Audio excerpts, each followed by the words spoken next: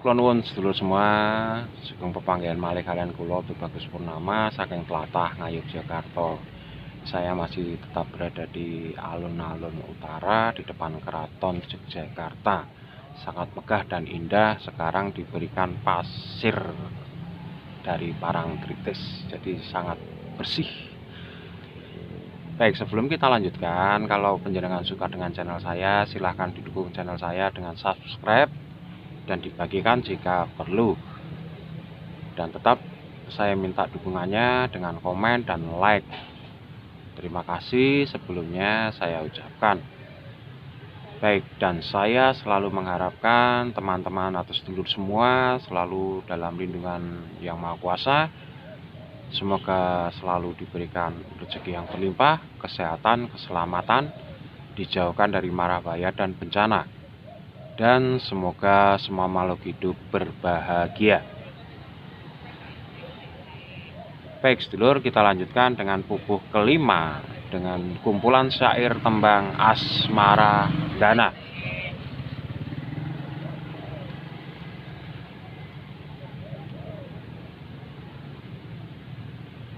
Di debat yang kemarin telah sampai tentang apa yang akan dibawa Hasan Besari untuk persembahan atau sebagai oleh-oleh kepada Hyang Widi. Di sini bait pertama langsung disambung, karena kamu telah mengakui kelak manakala kamu meninggal, rasa badanmu berikut cahaya hidup serta segala sensasi pikiranmu terbawa pula suksma naik ke surga. Malaikat Israel yang mengiringi menghadap kepada yang suksma.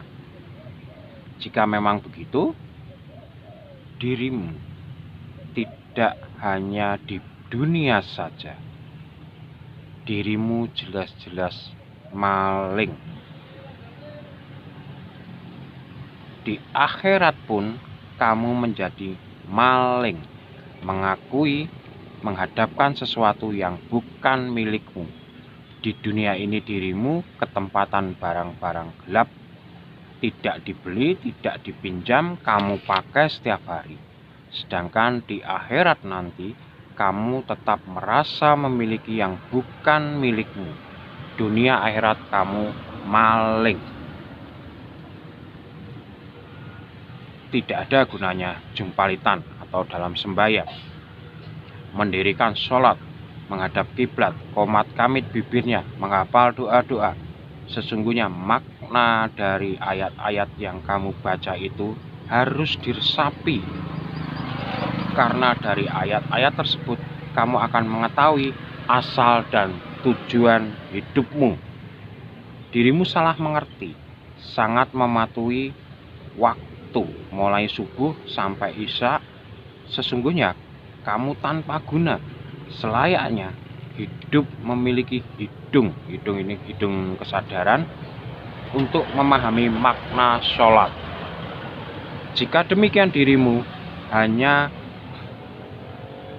bertuhankan saat-saat sholat semata, tidak bertuhankan yang membuat waktu siang dan malam, hanya fokus mematuhi waktu-waktu sholat semata, tidak meniti ke dalam diri untuk memahami asal kehidupan dan tujuannya. Rasa badanmu milik Rasulullah, cahaya hidupmu itu milik perwujudan yang pangeran. Segala gerak-gerik batinmu Muhammad yang menggenggam. Milikmu hanya perasaan atau ilusi saja. Sedangkan apa yang kamu akui itu tetap juga tidak kamu kembalikan kepada Dia yang memiliki. Jika kamu masih memegang dan mengakui memiliki tripakara sendiri, akan abadikah dirimu kelak? Hasan Besari menjawab, seketika membanting kedunya ke tanah. Kemana aku kembalikan? Aku tidak merasa meminjam titipan tripakara tadi. Gatholoco geli karena dalam pikirannya orang ini tidak paham kok malah marah-marah. Gatholoco lalu berkata, "Kamu memang hidup tanpa mata. Seandainya cahaya matahari yang berasal dari surya akan terserap musnah, hilang ke dalam matahari kembali. Sedangkan cahaya rembulan yang berasal dari rembulan akan terserap musnah, hilang ke dalam rembulan, kembali ke asalnya lagi." Hasan Basari, "Lantas sekarang mengapa rasa badanmu serta cahaya hidupmu berikut gerak batinmu tidak kamu kembalikan kepada yang mempunyai?" Gatholoco lalu berkata, "Aku tidak berani memusnahkannya ini, karena ini semua belum saatnya. Jika tanpa ada permintaan dari yang punya, aku takut dianggap menolak kasih yang dan akan mendapatkan bala. Sesungguhnya kamu yang sebenarnya tidak paham." Hasan Basari, "Menurut kitabku yang berasal dari Nabi Muhammad, sholat witir adalah sholat yang tidak terikat waktu." Gatholoco langsung menyaut, "Sekali lagi dirimu tidak paham. Bahkan dirimu bukanlah umat Rasulullah, karena yang kamu yakini dan mengikuti tingkah laku 5 nabi. Mana syaratnya yang kamu jadikan untuk mengingat-ingat akan keagungan Nabi Muhammad?" Nah, di sini maksudnya di tingkah laku 5 nabi adalah ada sebuah aliran dari agama Islam yang menyatakan salat subuh itu berasal dari Nabi Adam. Belum tahu arah mata angin, maka beliau menghadap ke timur. Kemudian salat duhur itu berasal dari Nabi Nuh, salat asar itu Nabi Ibrahim, maghrib itu Nabi Musa, sedangkan isya itu Nabi Isa. Hasan Basari lalu menjawab, "Untuk mengingat Nabi Muhammad adalah salat witir, tidak terikat waktu." Gatholoco menjawab, "Kamu santi tersesat. Nabi Muhammad adalah nabi penutup seluruh nabi. Setiap perintahnya tidak keliru, sudah jelas semua dalam kitab. Yang salah memahami adalah dirimu sendiri. Diperintahkan sujud 5 kali sehari, siang dan malam. Pagi, subuh, sujud kepada Adam. Sesungguhnya Adam bukanlah nabi, Adam adalah kosong. Dan sujudlah kepada yang maha kosong, yang abadi adanya. Oleh sebab mengapa untuk bersujud? Karena yang maha kosong itu sesungguhnya berkuasa menghilangkan kegelapan dan menggantikannya menjadi terang. Menjelang tengah hari, panasnya sangat menyiksa karena kuasa Allah. Matahari hanya sarana semata. Seluruh manusia di dunia sangat menderita, sangat panas. Nabi Muhammad memerintahkan kepada para umatnya agar di tengah hari bersujud kepada yang menguasai alam sebanyak 4 rakaat. Seluruh umat diperintahkan memohon agar mengurangi panas duniawi dan lebur segala dosa-dosanya atau karmanya, dan juga agar memohon tetap mendapatkan keluhuran bagaikan luhurnya matahari di kala tengah hari. Lantas sedikit demi sedikit matahari turun semakin rendah, panasnya berkurang, maka derita menjadi kesenangan. Semua orang menamakan asar. Nabi Muhammad melihat, lantas memerintahkan kepada umatnya agar kembali bersujud dan memohon kepada yang suksma agar tetap langgeng. Maksudnya derita menjadi gembiranya itu langgeng. Tuhan yang Maha Kuasa mampu menganugerahkan kemuliaan dan kehinaan. Semoga langgeng kemuliaan kesadaran agar bisa selamat sampai tujuan, dan semakin turun matahari matahari dinamakan surup atau sumurupa sebetulnya. Ketahuilah, kuasa yang widi mampu membuat gelap dan terang, mampu membuat tinggi dan rendah, Yang terang maksudnya hidup, yang gelap maksudnya mati. Nabi Muhammad melihat, lantas kembali perintahkan kepada umatnya agar bersujud kepada yang menguasai alam, karena kuasanya mampu membuat gelap dan terang, membuat mati dan hidup, hina dan mulia. Lama-lama matahari di dunia tidak terlihat, kegelapan semakin merebak, merata di seluruh jagat. Seluruh makhluk sedih karena gelap dan karena hilangnya matahari. Seluruh umat lalu diperintahkan memohon kepada Tuhan dengan isak tangis, maka menyebutnya ngisa, karena saat gelap kesadaran adalah saat untuk anangiso, nangis kepada yang menguasai keluhuran agar tetap diberikan terang. Terang ini maksudnya terang dalam kesadaran. Terang yang digantikan oleh terangnya rembulan. Seluruh makhluk bisa sedikit bersuka cita melihat rembulan dan cahayanya. Walau terang tiada panas, walau tidak stabil, makanya disebut salin, santun atau berubah. Karena cahaya matahari, cahaya rembulan maksud saya, itu berubah setiap hari. Nah, arti kata sasi, rembulan atau santun itu adalah samyosih, tetaplah menebar kasih walaupun gelap. Hasan Besari lalu berkata, dari kitab apa semua yang kamu uraikan tadi? Kadolojo berkata, Barul Qalbi. Bahri artinya samudra, sedangkan Qalbi artinya hati atau kesadaran. Hati yang seluas samudra, tiada batas, tiada ukur dalam dan luasnya, dan sangat banyak terkandung isi mutiara. Hasan Besari lalu bertanya lagi, kamu menjalankan sholat? Gatholoco menjawab, salatku langgeng, tidak terputus. Sujudku sujud ingat, kiblatku pusat semesta, sujudku diiringi dengan nafas. Nafasku keluar seakan-akan dari ubun-ubun. Salatku menghadap ke Tuhan, keluar dari otakku. Pujian yang keluar dari lidahku, pujian kepada ruh, sama dengan pujian yang keluar dari hidungku ini atau nafas. Sesungguhnya semua ini perwujudan zat. Nafas adalah pengikat hidup, bisa dilihat dari adanya nafas. Pujian nafasku berbunyi Allahu Allah.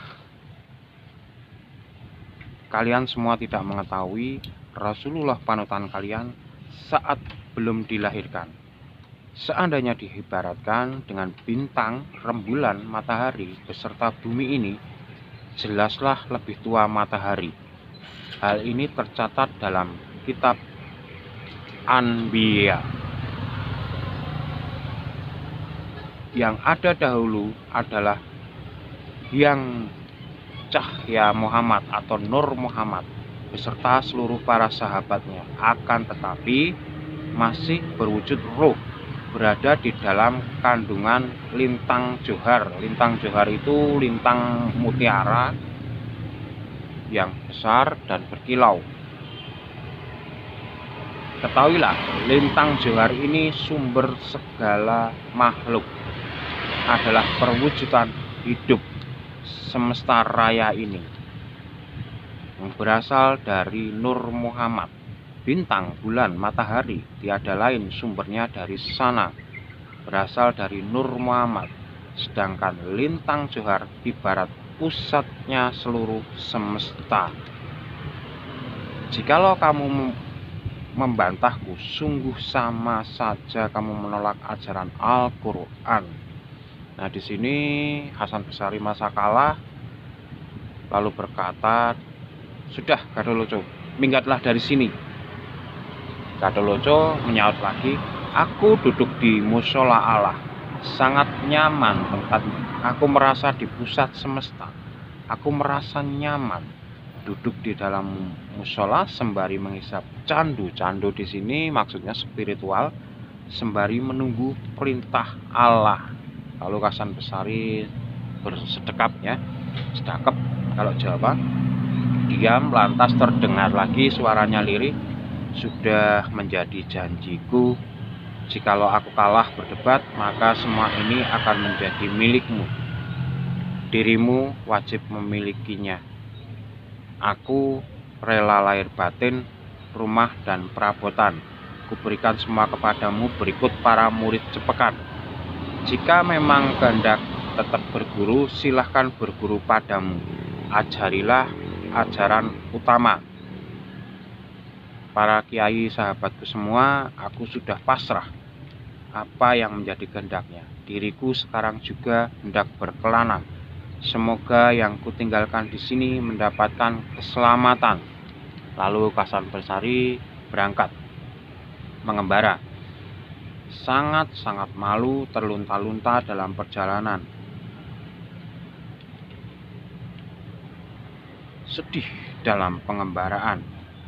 Yang ditinggalkan di Cepakan, Gatholoco di hadapan seluruh murid sebanyak 300 orang bersila rapi di hadapannya.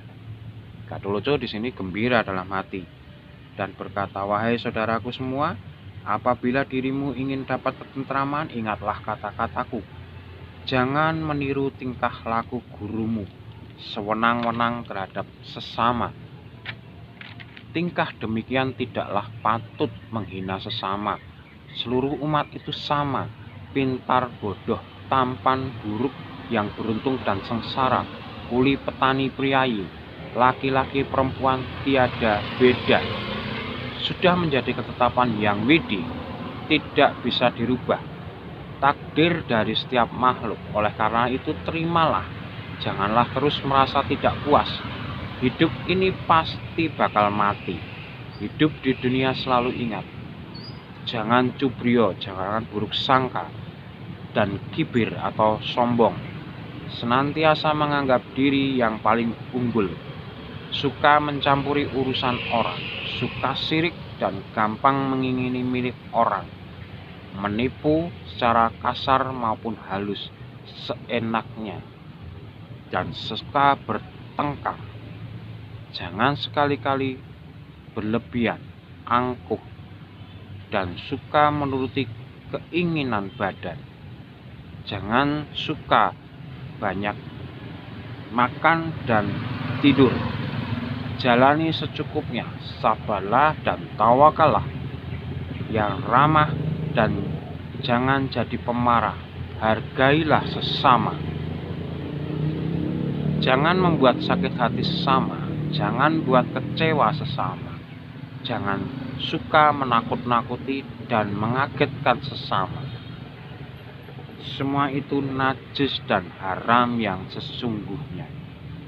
Itulah yang sesungguhnya yang disebut makna pakaian dan memakan. Makanan yang sah dan halal. Dan itu pula jalan yang harus ditempuh oleh peraku spiritual agar tidak bisa sembarangan, harus menerima kepada ketentuan hidup, pasrah kepada Tuhan. Manusia hanya sekedar menjalani. Di sini sudah selesai buku kelima Asmarandana. Di sini sangat dalam sekali Sang Gatholoco mengungkapkan keilmuannya kepada para murid.